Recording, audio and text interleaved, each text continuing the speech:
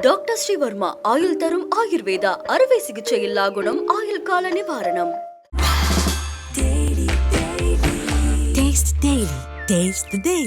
இப்போது புதிய அறிமுகம் அச்சி ஹோட்டல் சாம்பார் 50 கிராம் ரூபாய் 20 மட்டுமே. குரு சார் ஒரு fine actor, Mani sir is also a fine actor. ரெண்டு பேர்த்தோட நடிப்பும் அவரவர் தம் தன்மையில் ரொம்ப அழகாக இருக்குல்ல. குரு சார் வந்து ஒரு கேரக்டரோட தன்மையை ரொம்ப அனலைஸ் பண்ணி அந்த கேரக்டராக மாறி அவர் வேற ஒரு ப்ராசஸில் பிலீவ் பண்ணுறாரு. நான் வந்து most easiest director I have ever work with. Okay, அது வந்து ராஜேஷ் தான் எப்போவுமே, இப்போ இருந்து இப்போ வரைக்கும். என்னையே டைரக்டராக வச்சுக்கிட்டு கூட நான் சொன்னாலும் எனக்கு ராஜேஷ் கூட தான். இதுதான் எனக்கு தெரிஞ்சு இனி இப்போ நான் வச்சிருக்கிற லைனப்பில் இதுதான் கடைசி குடியார கேரக்டர். எனக்கு தெரிஞ்சு 3 படம் தான் பண்ணியிருக்கிறேன் குடியாரனாவே. என்னை அடையாளப்படுத்தின 3 படமும் குடியாரனா வந்ததுனால நான் குடியாரனா தான் பண்ணுறேன் அப்படின்னு எடுத்துக்கிட்டேன். ஏதாவது இப்போ நம்ம சரியாக பண்ணியிருக்கிறோம், ஒரு ஒர்க்கு சரியாக பண்ணியிருக்கிறோம், இன் ஃப்யூச்சரில் கூட ஆகட்டுமே சரியாக பண்ணியிருக்கிறோம், இல்லை இதுக்கு முன்னாடியும் நான் பண்ண ஒர்க்கு சிலது சரியாக இருக்குன்னு நான் நம்பின ஒர்க்கெல்லாம் சரியாக ரெசிப்ரோகேட் ஆகலை. ஸோ ரெசிப்ரோகேஷன் வந்து சக்ஸஸில் எண்ட் ஆகுதுல்ல, அதை நம்ம பிலீவ் பண்ண ஆரம்பிச்சிட்டா ரொம்ப ஒர்க்காக அப்படி இருக்கிற ஆள் கிடையாது. என்னால் அது இருக்க முடியாது. அதனால தான் நான் இந்த ஒர்க்குக்கே வந்தேன். ஓகே, ஹோம்ஒர்க்கெல்லாம் பண்ணால் நான் வளர்ந்துருவேன் தலைவா. என்னோட ஸ்டைல் அது இல்லை. வணக்கம்ண்ணே. வணக்கம் ராகுல், எப்படிண்ணே இருக்கீங்க? சூப்பராக இருக்கேன் ராகுல். இப்போ குடும்பஸ்தன் செம்மையான ரெஸ்பான்ஸ் வந்துட்டு இருக்குண்ணே. நீங்கள் தேட்டரில் பார்க்கும்போது என்ன மாதிரியான ரெஸ்பான்ஸ் எல்லாம் வந்தது? இதெல்லாம் உங்களை ரொம்ப சந்தோஷப்படுத்துச்சு? குறிப்பிட்டு இல்லை, குமுலேட்டிவாக ஹியூமர் ஒர்க் ஆச்சு. அதுதான் எனக்கு பயமாக இருந்தது உண்மையிலேயே. ஹியூமர் வந்து நீங்கள் எழுதிடலாம், அது ரெசிப்ரோகேட் ஆகணும்ல. குட் ஹியூமர் கூட ரெசிப்ரோகேட் ஆகாமலாம் போயிருக்கு இதுக்கு முன்னாடி இல்லையா, நிறைய படங்களுக்கு. அது எங்கள் படத்துக்கு நடந்துருச்சு, ரெசிப்ரோகேட் ஆகிருக்குங்கிறது வந்து உண்மையிலேயே ரொம்ப ஹாப்பி. அப்புறம் டீமாக வந்திருக்கோம்ல, அது நடந்துருச்சு அப்படிங்கிறது வந்து ரொம்ப ஹாப்பியாக இருக்குது. இப்போ நம்ம ஜெயிக்கிறத தாண்டி நம்ம கூட இருந்தவங்க எல்லாரும் கூடயும் சேர்ந்து ஜெயிக்கிறது, அவங்க எல்லாத்தையும் கூட்டி கொண்டு போயிட்டு ஒரே இடத்துல ஜெயிக்கிறது அப்படின்ற சந்தோஷம். இப்போ அந்த நக்லைட்ஸ் அப்படின்ற அந்த ஒரு பிராண்ட் வந்து தேட்டரில் அது வருதுண்ணே.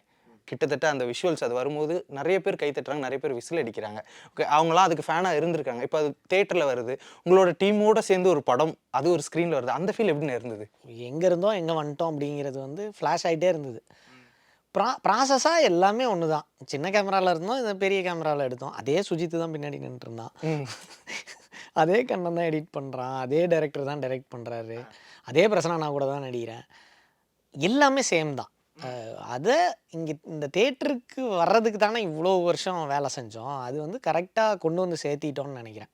ஓகே, யூடியூப் டு சினிமா அப்படிங்கிற டிரான்சிஷன் இருக்குல்ல, அது ஒரு மாதிரி ஹியர் அண்ட் தேராக தான் பிளேஸ் ஆகிருந்திருக்கு இது வரைக்கும். கரெக்டாக ஒர்க் ஆகலை ஃபார் மெனி ரீசன்ஸ். ஓகே, எல்லோரும் சரியாக பண்ணியிருந்தாலும் இல்லை ஏதோ ஒன்று ரெசிப்ரோகேட் ஆகாமல் இருந்தது. இந்த தடவை ஒரு ப்ராப்பர் ஆர்க் விழுந்திருக்கு, அதே எங்கள் டீம் மூலமாக நடந்திருக்கு அப்படிங்கிறப்போ ரொம்ப ஹாப்பியாக இருக்குது. ஆக்டர்ஸ்க்கு வந்து தொடர்ந்து வெற்றி கிடைக்கிறது அப்படின்றது ரொம்ப ரேர்னே. அடுத்தடுத்த வருஷத்துலேயே கிடைக்கிறது அப்படிங்கிறது. உங்களுக்கு ரீசெண்டாக லப்பர் பந்தில் ஒரு மிகப்பெரிய ஒரு வரவேற்பு கிடச்சிச்சு. இப்போ அதுக்கு அடுத்ததே இப்போது உங்களை ரெக்கக்னைஸ் பண்ணி நீங்கள் வரும்போது எல்லோரும் கை தட்டுறாங்க. ஓ, இவர் வந்துட்டாரா, அப்போ கண்டிப்பாக காமெடி இருக்கும் அப்படின்ற அந்த ஒரு விஷயம். அந்த விஷயம் எப்படியா இருக்குது? தொடர்ந்து 2 வெற்றிகள் அப்படின்ற அந்த ஒரு விஷயம் எனக்கு அதில் தான் திரும்பவும் சொல்கிறேன், ஹாப்பி. பட் அதை நான் கன்சியூம் பண்ணிக்கவே மாட்டேன் திரும்பவும். ஏன் அப்படி சொல்கிறீங்க? அது தேவையில்லை தலைவா.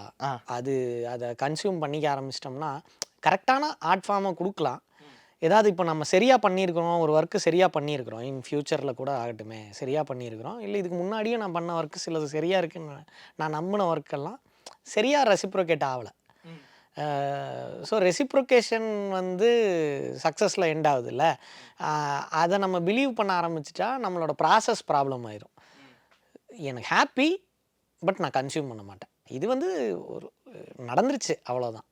எனக்கு உண்மையிலேயே இது வந்து எனக்கான இதாக எடுத்துக்கல. எனக்கு இது ஏன் ரொம்ப ஹாப்பியாக இருக்குன்னா, இந்த படம் எங்கள் டீமோட சக்ஸஸாக தான் இதை நான் பார்க்குறேன். என்னோடதை நான் கன்சியூம் பண்ணிக்கவே இல்லை இதில். ஓகே, அதை அப்படியே தள்ளி வச்சுட்டு இது ஹாப்பி தான். அதை தொடர்ந்து வர்றது வந்து என்னை இங்கே என் வேலையை நிரந்தரமாக்கிட்டு இருக்கு அப்படிங்கிறது மட்டும் எனக்கு வந்து ஒரு நிச்சயத்தன்மை கிடச்சிக்கிட்டு இருக்கு. இங்கே இன்னும் கொஞ்ச நாள் ஒர்க் பண்ண முடியும் at least for the next 2 years நான் ஒர்க் பண்ணுவேன்னு நான் நம்புகிறேன். ஓகே. அது அந்த நிச்சயத்தன்மையை கொடுக்குது. மற்றபடி வேறு அதெல்லாம் ஆனால் இப்போ ஒரு ஆக்டராக வந்துட்டு நான் உங்களோட ஸ்ட்ராங் ஜோனாக நான் பார்க்குறது, நான் அப்சர்வ் பண்ணது வந்து உங்களோட லாங்குவேஜ், அப்புறம் அந்த யூசேஜ் ஆஃப் வேர்ட்ஸ் இருக்குல்ல, அந்த வேர்ட்ஸ் எல்லாம் தான் நிறைய பேருக்கு ரொம்ப கனெக்டடாக அவங்கள ஃபீல் பண்ண வைக்கிது. இப்போ நிறைய பேர் வந்துட்டு இப்போ நீங்கள் இந்த படத்தில் கூட அடிக்கடி கட்டிய திணி அப்படின்ற ஒரு வார்த்தை நீங்கள் யூஸ் பண்ணுவீங்க. இதுக்கு முன்னாடி சினிமாவில் அந்த ஒரு வார்த்தையை நிறைய இடங்களில் யாருமே பயன்படுத்தினாங்க. அப்படியா? நீங்கள் சொல்லும் போது நம்ம வீட்டில் நான் பயன்படுத்துகிற வார்த்தை தானே இதெல்லாம் அப்படின்ற அந்த ஒரு விஷயம் இருக்குது. அதே மாதிரி மாப்பிள்ளை அப்படின்னு சொல்கிற அந்த ஒரு டோன் வந்துட்டு லப்பர் பந்தில் இருக்கட்டும், அப்புறம் வந்துட்டு என்னப்பா குழந்தைக்கு பீய விட்டுற அப்படின்ற அந்த ஒரு விஷயம் அயலியாக இருக்கட்டும், இவர் என்ன சாமி நம்ம பாஷை பேசுது அப்படின்ற அந்த ஒரு விஷயம் இருக்குல்ல. ஓகே, நமக்கு தெரிஞ்சது இதுதான், நான் எந்த காரணத்துக்கு கொண்டு நான் சினிமாவுக்காக என்னை மாற்றிக்க போகிறதில்ல, இந்த லாங்குவேஜ் எல்லாம் நான் அப்படியே யூஸ் பண்ண போகிறேன், இதுதான் உங்களோட ஸ்ட்ராங் ஜோன், இதை இப்படியே பேசுங்கன்னு ஃபஸ்ட்டு உங்கள்கிட்ட யாராவது சொன்னாங்களாண்ணே? இது பிஹேவிங் தான் அப்படின்னு நான் பிலீவ் பண்ணுறேன். ஆக்டிங் இஸ் பிஹேவிங்னு நான் ஒரு ரூல் எடுத்துக்கிறேன். ஆக்டிங் வந்து ஒரு தியரிக்குள்ளே ஒர்க் ஆகுமான்னு கேட்டால் அது ஒரு டிபேட்டபிள் டாபிக் தான். ஓகே. இப்போது நேம்ஸே எடுத்து சொல்லலாமே, தப்பு இல்லை. குரு சார் ஒரு fine actor. At the same time Mani sir ஒரு ட்ரெயின்ட் ஆக்டர் கிடையாது. But Mani sir is also a fine actor. 2 பேரும் ஒரே படத்தில் வச்சே பேசுவோம். 2 பேர்த்தோட நடிப்பும் அவரவர் தம் தன்மையில் ரொம்ப அழகாக இருக்குல்ல.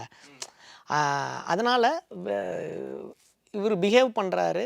குரு சார் வந்து ஒரு கேரக்டரோட தன்மையை ரொம்ப அனலைஸ் பண்ணி அந்த கேரக்டராக மாறி அவர் வேற ஒரு ப்ராசஸில் பிலீவ் பண்ணுறாரு. நான் வந்து பிஹேவிங்கை பிலீவ் பண்ணுறேன். ஓகே. மணி சாரும் அதே தான். மணி சார் வந்து கிட்டத்தட்ட நான் மணி சாரெல்லாம் கிட்டத்தட்ட ஒரு ப்ராசஸை ஃபாலோ பண்ணுறோன்னு நான் நம்புகிறேன். அதான் இன்னும் கொஞ்சம் டீப்பராக அவர் ஃபாலோ பண்ணுறாரு. ஓகே. நான் கம்பேர் பண்ணல மணி சார் கூட என்னைய. He is for better actor than me. But still என்ன சொல்கிறேன்னா ஒரு ப்ராசஸாக நாங்கள் அந்த ப்ராசஸை ஃபாலோ பண்ணுறேன். ஸோ பிஹேவ் பண்ணும்போது நீங்களாக இருக்கிறது தான் சரியாக இருக்கும்னு நான் நினைக்கிறேன். இப்போ நான் இப்படி தான் இருப்பேன், நான் எப்படி இருக்கிறேனோ அப்படியே பண்ணுறது தான் சரி. அதை வந்து நெறிமுறைப்படுத்த என்னோட இயக்குனர்கள் உதவுறாங்க, அவ்வளோதான். ஆனால் இப்போ இந்த படத்துல இப்போ ஹியூமர் அப்படின்ற அந்த ஒரு விஷயம், ஓகே இது ஒர்க் அவுட் ஆகும், இந்த விஷயத்தை இதோட நிறுத்திக்கலாம், இந்த டைலாகை இப்படி நிறுத்திடலாம் அப்படின்ற அந்த ஒரு விஷயம் ஹியூமர் ஒர்க் அவுட் ஆகும் ஆகாது இப்படின்ற அந்த விஷயத்தை உங்களால் ஜட்ஜ் பண்ண முடியுமா ஒரு ஆக்டரா? அது உங்களுக்குள்ள ஹியூமர் இருக்கணும் தலைவா. அது இருந்தால் ஈஸியாக இருக்கும். ஓகே. அப்படின்னு நான் நினைக்கிறேன். எனக்கு அப்படி தான் ஒர்க் ஆகுது. ஓகே. நான் கொஞ்சம் ஜாலியாக என் ஃப்ரெண்ட்ஸ் கிட்ட எப்படி இருப்பனோ, என்னோட க்ளோஸ்ட் ஒன்ஸ் கிட்ட நான் எப்படி இருப்பனோ அதுதான், அதை தான் நான் எனக்குள்ள நான் எல்லாத்தையுமே ஒரு ஹியூமர் ஆங்கிளில் தான் என் மண்டை யோசிக்கும். அப்போ அதனால அது அந்த அளவில் இருக்கும்போது சிரிப்பு வருது இல்லை. எனக்கு சிரிப்பு வர்றதெல்லாம் சரி அப்படின்னு நான் பிலீவ் பண்ணி பண்ணுறேன். ஓகே. அது ஒர்க் ஆகுதுன்னு நினைக்கிறேன். ஆனால் இப்போ நிறைய பேர் வந்து ஃப்ரெண்ட்ஸ்குள்ளே சொல்லுவாங்க, மச்சான் நீங்கள் ரொம்ப நல்லாவே காமெடி பண்ணுற, செம்ம ஹியூமரஸாக இருக்குது, நீ படத்துக்கு போகலாம்னு. இப்போ அவங்களே போய் படத்தில் நடித்தா அதே ஹியூமர் ஒர்க் அவுட் ஆகாது. ஸோ ரியல் லைஃப்பில் பண்ணுறதுங்கிறது வேறு, ஒரு கேமரா முன்னாடி போயிட்டு நான் ஹியூமரை பிரிங் அவுட் பண்ணுறதுங்கிறது வேறு. இந்த 2 வித்தியாசங்களை நீங்கள் எப்படி பார்க்குறீங்க? ஹவ் யூ பிரிங் அவுட் அப்படின்ற அந்த ஒரு விஷயம் இருக்குல்ல. இப்போது நீங்கள் எப்படி ஏதாவது ஒரு எக்ஸாம்பிள் எப்படி நடக்கிறீங்கன்னு கேட்டால் நீங்கள் தடுமாறுவீங்கல்ல. சொல்லி காட்டும் போது ஓகே. இப்போ நடந்து காட்டுறேன் அப்படின்னா உங்கள் நட வராது. நடக்கிறதுங்கிறது ஒரு தன்னிச்சையாக நடக்கிற ஒரு செயல் தானே. உங்களுக்கு ஈஸியாக கை கால் கண்ணாக செய்கிறது இதெல்லாம் உங்களுக்கு ஒரு இல்லை. அதை நான் அப்படியே பண்ணுறேன், அவ்வளோதான். பிஹேவிங் தான். நான் அந்த ஒரு சிச்சுவேஷனுக்கு பிஹேவ் பண்ணுறேன், அதை இயக்குனர்கள் நெறிமுறைப்படுத்துகிறாங்க, அவ்வளோதான். அது ஒர்க் ஆகுது, அவ்வளோதான். ஓகே. அதனால் ஏன் எப்படி என்ன அப்படின்னு தியரிட்டிக்கலாக கேட்டிங்கன்னா எனக்கு பதில் சொல்ல தெரியல. இப்போ மற்ற டேரக்டர்ஸ்ட்டை போய் ஒர்க் பண்ணதுக்கும் இப்போ ஆல்ரெடி நீங்கள் வந்துட்டு ராஜேஸ்வர் காளிசாமி அவர்கள் கூட பயணிச்சிருக்கீங்க அப்படிங்கிறது ரெண்டுத்துக்கு என்னென்ன வித்தியாசம் இருந்தது ஒர்க்கிங் ஸ்பேஸில்? ஒன்றுமே இல்லை தலைவா. தலைவன் வந்து பெருசாக நடிக்கலாம் சொல்லி தர மாட்டார். இவ்வளோ அவ்வளோ இவ்வளோ அவ்வளோதான் சொல்லுவார். ஓகே. உங்கள் கிரவுண்டு நீங்கள் ஆடுங்க, அதை நான் எங்கே கரெக்டைல் பண்ணணுமோ அங்கே கரெக்டைல் பண்ணுவேன். Most easiest director I have ever work with. Okay. அது வந்து ராஜேஷ் தான் எப்போவுமே. ஓகே. அப்போ இருந்து இப்போ வரைக்கும். ஓகே. ஏன்னா யூடியூப்பில் ஆகட்டும் என்னோட ஆர்க்கில் நானே டைரக்ட் பண்ணி நானே பண்ணுறது இல்லை, பண்ணுறதுலேயும் சேர்த்து வச்சுக்கிறேன். என்னையே டைரக்டராக வச்சுக்கிட்டு கூட நான் சொன்னாலும் எனக்கு ராஜேஷ் கூட தான் ரொம்ப ஈஸியாக இருக்கும். ஓகே. ஆனால் இப்போ இது வந்துட்டு இப்போ ஒரு ஆக்டரையும் தாண்டி ஒரு ஆடியன்ஸாக இப்போ நிறைய பேர் கருத்து வைப்பாங்கல்ல. இப்போ வந்து யூடியூப்லேருந்து இங்கே சினிமா கொண்டாங்க, பட் வீடியோவும் யூடியூப் வீடியோ மாதிரி இருக்குது இந்த படம் அப்படின்னு சொல்லிட்டு நிறைய கருத்துக்கள் இதற்கு முன்னாடி வந்திருக்கு. பட் இந்த படம் வந்துட்டு நிறைய பேர் கொண்டாடுறாங்க, ஒரு சினிமாவை பார்க்குறாங்க. அப்படிங்கும்போது ராஜேஸ்வர் காளிசாமி அவர்களுடைய மேஜிக் என்ன, அவரோட அந்த ஒர்க்கிங் ஸ்டைல் எப்படி இருக்குது, நீங்கள் அதை எப்படி பார்க்குறீங்க? மேஜிக் எல்லாம் ஒன்றுமே கிடையாது தலைவன் வந்து முதல்ல இருந்தே ஹி வாஸ் டெஃபினட் அவர் வந்து இங்கே தான் லேண்ட் ஆக போகிறேங்கிறதுல ரொம்ப இதாக இருந்தார், ரிஜிடாக இருந்தார். இதுக்கு தான் நான் வேலை செய்ய போகிறேன், இந்த யூடியூப் மீடியமுக்கு நான் ஒன்று பண்ணுறேன்னாலும் அதுக்குள்ளே சினிமாட்டிக்காக தான் நான் அதை ட்ரை பண்ணுவேன் அப்படிங்கிறதுல ரொம்ப கிளியராக இருப்பார். இதுக்கு முன்னாடி ஒரு இன்டர்வியூ ஒரு சேனலுக்கு கொடுத்துருந்தோம். அதில் ஒரு ஆங்கர் சொல்லியிருந்தாப்புல, ஒரு வீடியோ நக்லைட்ஸில் ராஜேஸ்வர் காளிசாமின்னு வந்தால் நான் அந்த வீடியோவை போய் பார்ப்பேன் அப்படின்னு. அந்த தனித்துவம் அவருக்கு நக்லைட்ஸ்குள்ளேயே இருந்தது. ஓகே. என்னன்னா அது அது அது அது அவர் டைரக்ட் பண்ணுறாருன்னா அது தனியாக தெரியும். ஏன்னா அவர் சினிமாக்காக வேலை செஞ்சார். அந்த ஃபஸ்ட்டு பேட்ச்சில் நாங்கள் வேலை செஞ்சதுனால எனக்குள்ளேயும் சினிமா ஸ்டைல் ஆஃப் ஆக்டிங் தான் எனக்கு வந்தது. எனக்கு அதுதான் தெரிஞ்சுது, நான் அதை தான் கற்றுக்கிட்டேன். ஓகே. ஏன்னா எங்களுக்கு யூடியூப்புக்கு தனியாக பண்ணணும்லாம் தெரியல. அதுக்கப்புறம் தான் அலப்பறைகள் ஜோன் வந்தது. அலப்பறைகள் தான் யூடியூப் கண்டென்ட்ஸ்க்காக வேலை செஞ்சாங்க. அதுக்கு முன்னாடி வரைக்கும் பொலிட்டிக்கல் சட்டையர் பண்ணும்போது அதை சினிமா ஆங்கிளில் தான் ப்ரெசென்ட் பண்ணாங்க, பிரசன்னா அண்ணாவாகட்டும் ராஜேஷ் ஆகட்டும். அதுக்கப்புறம் ரிசர்ச்சில் தான் போக போக நம்பிக்கை விருதுகள் வாங்கினதுக்கப்புறம் பொறுப்பு ஜாஸ்தியாகுது, நம்ம இந்த நிறுவனத்தை நிறுவனமாக மாற்றணும். அது வரைக்கும் சும்மா ஜாலியாக தான் பண்ணிட்டுருந்தோம். ஜாலியாக இந்த சென்ஸ் ஒரு ப்ராப்பர் ஆர்கனைசேஷனாக ஒர்க் ஆகாமல் ஒரு மாதிரி ஒர்க் பண்ணோம். ஒரு மாதிரி இந்த ஜோனில் ஒர்க் பண்ணிருந்தோம், ஃப்ரெண்ட்லி ஜோனில் ஒர்க் பண்ணிருந்தோம்னு வைங்களேன். அந்த யூடியூப் ஜோனுக்கு வர்ற வரைக்கும் எங்களுக்கு சினிமா ஆங்கிள் தான் எங்களுக்கு தெரிஞ்சுது. அதனால் எனக்கு இப்போ எனக்கும் சினிமா ஈஸியாக இருக்குது. தலைவன் அதுக்காக தான் வேலை செஞ்சான். அதனால் அந்த வேலை தான், அவரோட ஒர்க்கு தான் அவரை இங்கே கொண்டு வந்திருக்கு. இது எங்களுக்கு மேஜிக்காலாம் தெரில, பட் ஆடியன்ஸ்க்கு நிறைய ஹாப்பியாக இருக்குது. ஏன்னா ரொம்ப நாளைக்கு அப்புறம் இப்படி ஒரு ஃபீல் குட் படம். இப்போ லாஸ்ட்டாக வந்து எல்லாருமே குட் நைட் தாதா அந்த மாதிரியான விஷயங்கள் சொல்லணும் படம் சொன்னதுக்கப்புறம், அதுக்கப்புறம் இப்போ தான் இந்த படத்தை சொல்கிறாங்க. அதனால் கேட்குறேன், அந்த ஒரு மேஜிக். சூப்பர். இப்போ இந்த டைப் காஸ்டிங் அப்படின்ற அந்த ஒரு விஷயம் இருக்குல்லண்ணே சினிமாவில். இப்போ வந்துட்டு நீங்கள் யூடியூப் கண்டென்ட் வீடியோஸ் தாண்டி நீங்கள் பிக் ஸ்க்ரீனில் பார்த்தது, இப்போ வெப் சீரிஸில் பார்த்ததுக்கப்புறம் ஒரு ட்ரங்கன் அந்த ஒரு கேரக்டர் அப்படின்ற அந்த ஒரு விஷயம் இருக்குல்ல, வெளியிலேருந்து உங்களை அப்ரோச் பண்ணுறவங்களும் நிறைய பேர் இப்போ அதுக்கு தான் அப்ரோச் பண்ணுறாங்களா? இதுதான் எனக்கு தெரிஞ்சு இனி இப்போ நான் வச்சிருக்கிற லைனப்பில் இதுதான் கடைசி குடியார கேரக்டர். ஓகே. எனக்கு குடியாரனா ஏன் அது வந்து டைப் காஸ்ட் எனக்கு ஆகலை. எனக்கு என்ன ஆச்சுன்னா, ஒரு யூடியூப்பில் ஒரு மாடியூல் ஒர்க் ஆயிருச்சு, அந்த மாடியூல் வணிகமாக ஒர்க் ஆகுதுன்னு தான் இங்கே கூப்பிடுவாங்கல்ல.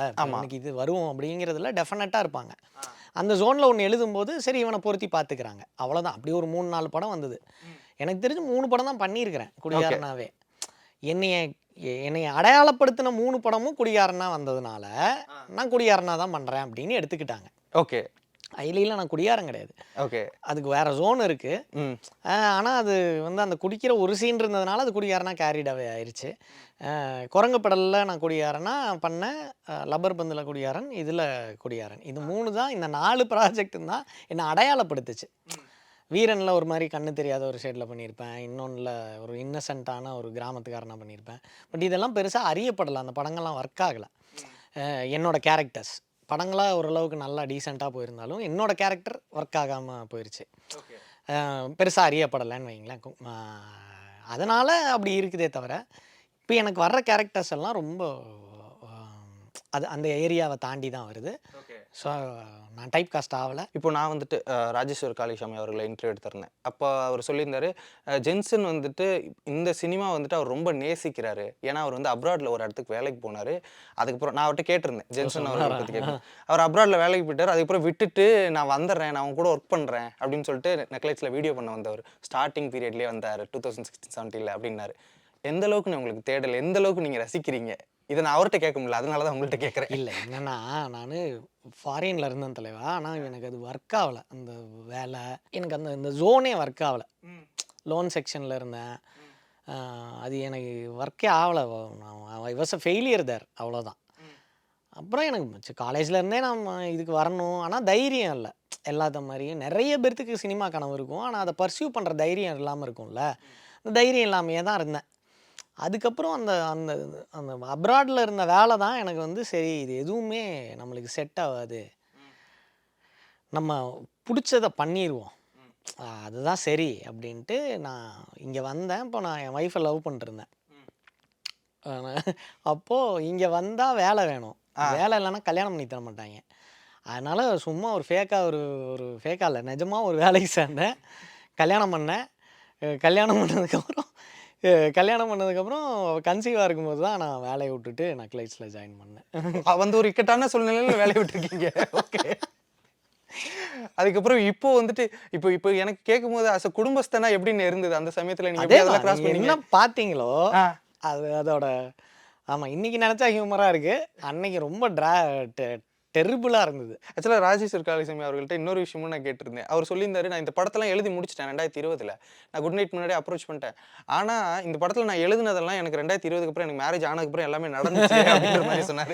அதெல்லாம் ஷேர் பண்ணிட்டாரா? அதுக்கப்புறம் ஏதாவது ஸ்க்ரீன் பிளேயில் மாற்றினாரா? இந்த விஷயம்லாம் ஆட் ஆன் பண்ணிக்கிறேன். இல்லை, எனக்கு ஒரு ஜோனுக்கு மேலே நாங்கள் ரொம்ப கலந்து பேசிக்கவெல்லாம் இல்லை. ஒரு ஒரு ஒரு ஒரு தற்காலிக பிரிவு இருந்ததுல்ல, நான் வேறு ஜோனில் இருந்தேன், அவங்கெல்லாம் வேறு ஜோனில் இருந்தாங்க, பேசிக்கலாம் இல்லை. அதுக்கப்புறம் நாங்கள் ஒர்க் ரிலேட்டடாக தான் யுனைட் ஆனோம். அதுக்கப்புறமும் தலைவர் பிஸி ஆகிட்டார், படத்தில் பிஸி ஆகிட்டார். நானும் பிரசன்னாவும் அதிகமாக பேசிக்குவோம். ஓகே. ராஜேஷ் கூட என்னால் அதிகமாக டைம் ஸ்பெண்ட் பண்ணுறக்கூடிய வாய்ப்பு கிடைக்கல. ஏன்னா நான் டெக்னிக்கல் ஜோனில் இல்லைல்ல, நான் ஆக்டிங் ஜோனில் இருந்ததுனால நான் பிரசன்னா கூட நிறையா ஒர்க் பண்ணேன். ஆக்டிங்காக நடிக்கிறது நிறையா ஒர்க் பண்ணோம். அதுக்கப்புறம் இப்போ ரைட்டிங்கில் ஒரு படத்தில் அசோசியேட் ஆனேன் பிரசன்னா கூட. அந்த மாதிரி இருக்கிறப்போ எனக்கு பிரசன்னா கூட நிறைய அசோசியேஷன் இருந்தது, ராஜேஷ் கூட அதிகமாக இல்லை. அதனால் அதிகமாக பேசிக்கிற வாய்ப்பு கிடைக்கல. ஆனால் இப்போ நிறைய பேர் வந்துட்டு இப்போ நான் ஒரு விஷயம் பண்ணுறோன்னா இன்னொரு இதுக்கு நம்ம வந்து ப்ரிப்பேர்டாக இருக்கணும் அப்படின்ற அந்த ஒரு விஷயம் நிறைய பேர் சொல்லுவாங்க. வரப்போகிற விஷயங்களுக்கும் நம்ம ரொம்ப ப்ரிப்பேர்டாக இருந்தால் தான் வரும்போது அதை நம்ம கரெக்டாக அட்டைன் பண்ணிக்க முடியும் அப்படின்ற ஒரு விஷயம் இருக்குல்ல. ஓகே. இப்போ நீங்கள் உங்களுக்கு ஒரு படத்தில் 5 சீன் 6 சீன் ஸ்ட்ராங்காக ஒன்று கொடுத்துட்றாங்க, அதை நீங்கள் வந்துட்டு செம்ம அழகாக ஹோல்ட் பண்ணிடுறீங்க.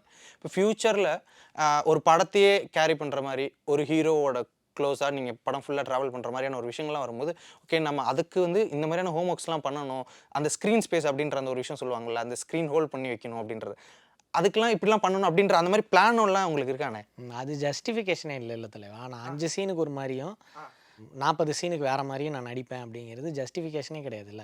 5 சீனுக்கு என்ன வேலை பார்க்குறீங்களோ அதே தான் நீங்கள் 40 சீனுக்கும் வேலை பார்க்க போகிறீங்க. ஓகே. ஒர்க்கோட ப்ராசஸ் வேறு எந்த டிஃப்ரென்ஸும் இல்லைல்ல. நான் ஒரு படம் பண்ணிகிட்ருக்கேன், இதே மீட்டரில் நீங்கள் சொன்ன மீட்டரில் நான் ஒரு படம் பண்ணிகிட்ருக்கேன்.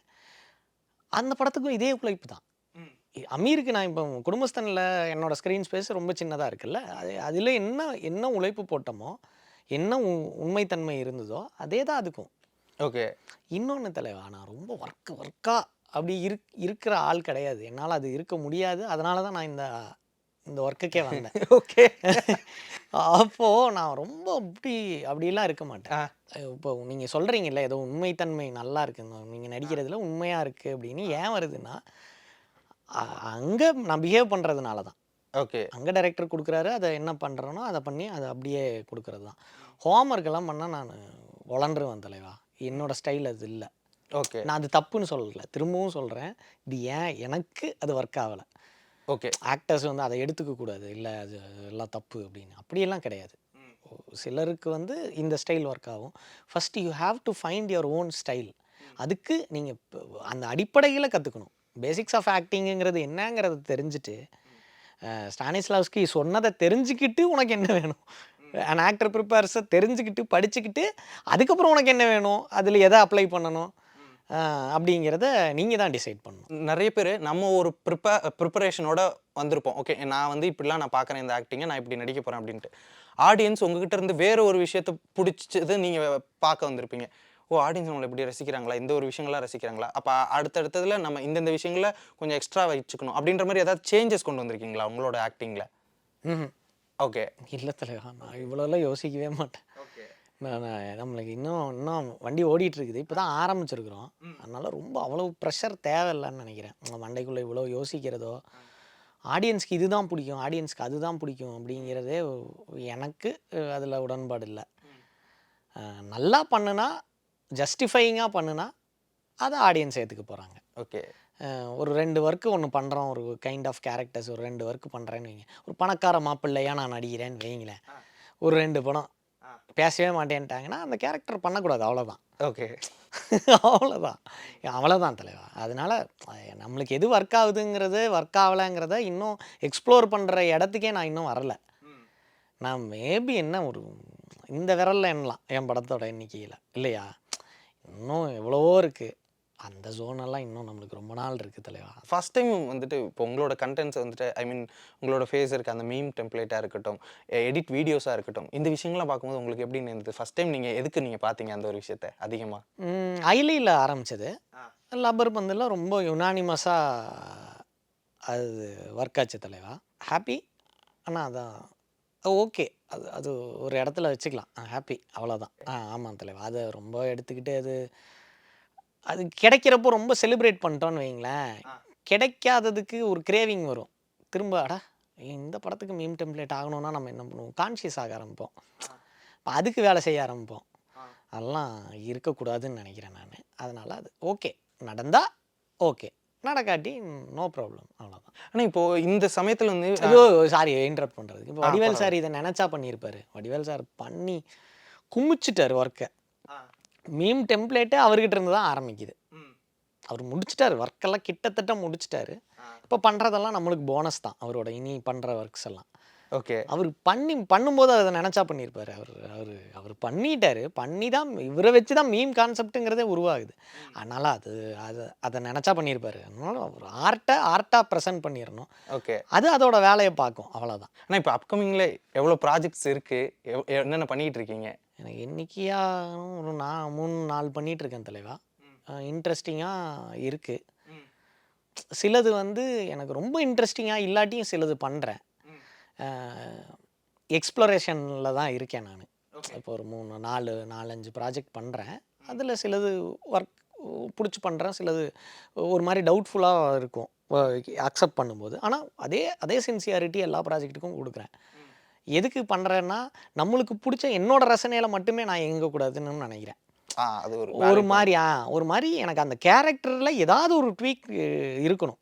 அந்த கேரக்டர் அந்த படத்துக்குள்ளே ஏதாவது ஒரு, அந்த கதைக்குள்ளே ஏதாவது ஒரு வேலை செய்கிற மாதிரி எனக்கு கேரக்டர்ஸ் அமைஞ்சதுன்னா, எனக்கு இன்ட்ரெஸ்டிங்காக பட்டுச்சுன்னா நான் ஒர்க் பண்ணுறேன்.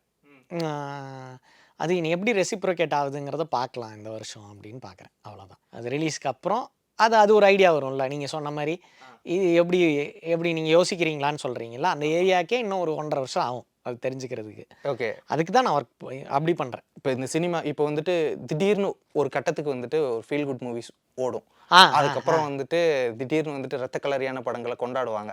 ஸோ ஆடியன்ஸ் வந்துட்டு ஜட்ஜ் பண்ண முடியுமா ஒரு ஆக்டர்ஸால, ஒரு ஃபில்ம் மேக்கர்ஸால இந்த படம் ஒர்க் அவுட் ஆயிரும் அப்படின்ற அந்த ஒரு விஷயத்தெல்லாம்? அது தெரியல. சிலர்லாம் சொல்கிறாங்க ஷுவர் ஷாட்டாக இருக்கும் இது அப்படின்லாம் சொல்கிறாங்கல்ல. அதெல்லாம் எனக்கு இல்லவே இல்லை. எனக்கு இது வரைக்கும் நான் அப்படி எந்த படத்தையும் ஷுவர் ஷாட்டுன்னு நான் சொல்கிறது, நான் நடிக்க வந்ததுக்கப்புறம் நடிக்க வர்றதுக்கு முன்னாடியே சொல்கிறேன். ஒரு ரசிகனாகவே என்னால் அந்த படத்தை இது வரைக்கும் அனலைஸ் பண்ணதில்லை. நான் பயங்கரமாக ரசித்த படம் ஓடினதில்லை. ஓகே, டிசாஸ்டராக இருக்குது. நான் பயங்கரமாக இது ஹிட் ஆக போகுது அப்படின்னு இந்த முதல் நாள் எப்போவுமே கூட்டம் இருக்கும். அந்த படத்துக்கான இப்போ ஃபார் எக்ஸாம்பிள் ஒரு ஆக்டர் படம் பார்க்குறோன்னு வைங்களேன், அந்த ஆக்டருக்கான ரசிகர்களாக தானே வருவாங்க. அப்போ அந்த படம் கொண்டாடப்படும் தானே. அப்போ முதல் நாள் பார்த்துட்டு பயங்கரமாக இருக்குதுன்னு நினச்ச படம்லாம் டிசாஸ்டர் ஆகிருக்குது. ஐயோ அப்படின்ட்டு வெளியே வந்திருக்கிறேன், படம் பயங்கர ஹிட் ஆகிருந்துருக்குது. அதனால் எனக்கு ஜட்ஜ்மெண்ட் கிடையாது எனக்கு. ஆனால் இது நல்ல சினிமா, இது நல்ல சினிமா இல்லை அப்படிங்கிற ஒரு புரிதல் எனக்கு இருக்குது. அதனால தான் நான் சூஸ் பண்ணுறதும் இப்படி மிக்சப்பாக சூஸ் பண்ணுறேன். ஓகே, சில சமயம் நம்ம ஜட்ஜ்மெண்ட் தப்பாக இருக்கலாம்ல, பெருவாரியான மக்களுக்கு அது பிடிச்ச படமாக இருக்கலாம்ல. ஒரு ஆக்டருக்கு எல்லாரும் வேணும்ல, யுனானிமஸாக எல்லாரும் செலிப்ரேட் பண்ணுற ஆக்டராக மாறணுங்கிறது தான் என்னோட ஆசை. I need to be celebrated by the masses. அதுதான் என்னோட ஆசை. நான் அப்படி தான் இருக்கணும், அந்த பிளேஸை தான் போய் ஃபுல்ஃபில் பண்ணணும்னு ஆசை. ஓகே, அது நடக்கலைங்கிறது வேறு. இது இப்போ இந்த ப்ராசஸை இப்படி ஹேண்டில் பண்ணணும்னு நினைக்கிறேன் நான். அதனால் இப்படி கலந்து பண்ணிகிட்டு இருக்கேன்னு வைங்களேன். அதனால் ஜட்ஜ்மெண்ட் எனக்கு இல்லை, மற்றவங்களுக்கு இருக்கலாம் மேபி.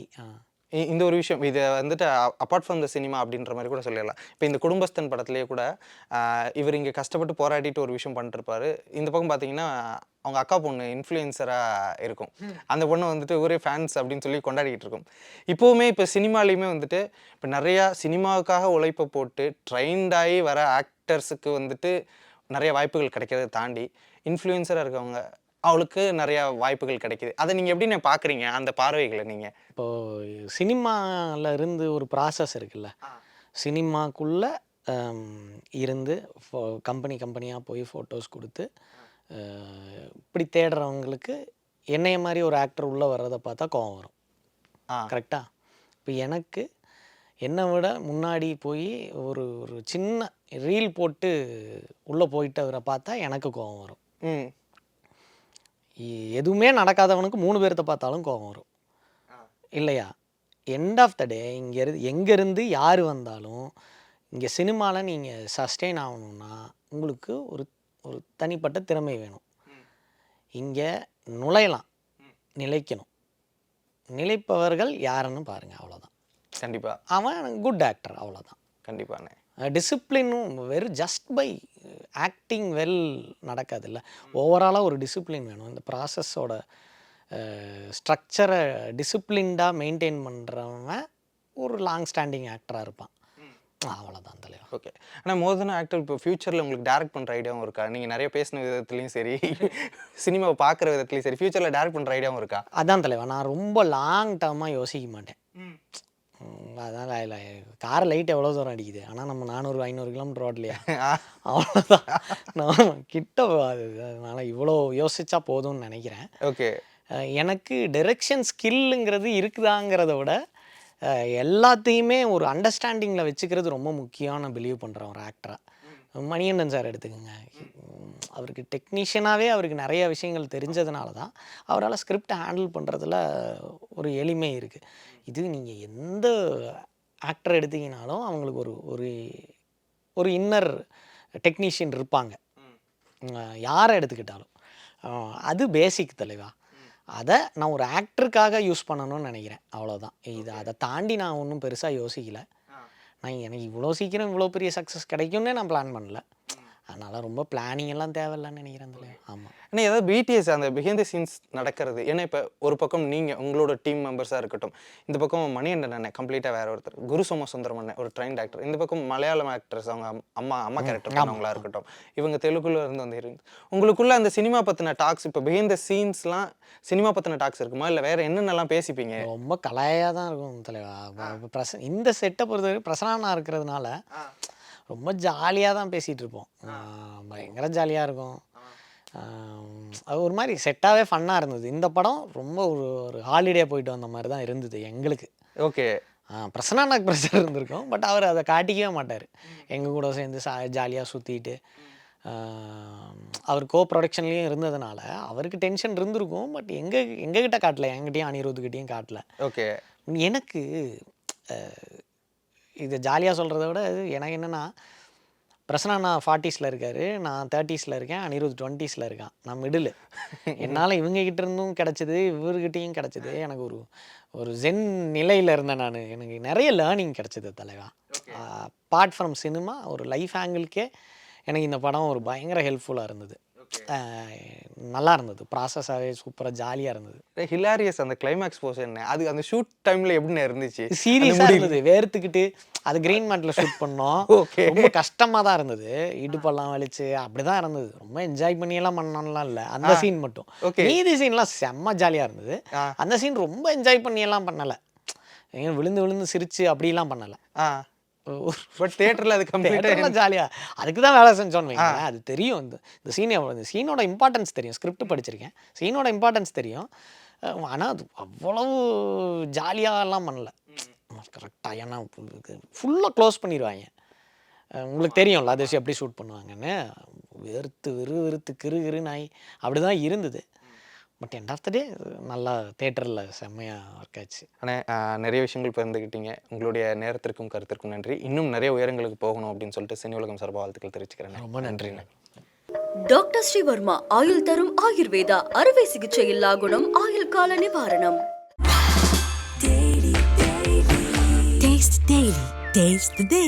இப்போது புதிய அறிமுகம் ஆச்சி ஹோட்டல் சாம்பார் 50 கிராம் ரூபாய் 20 மட்டுமே.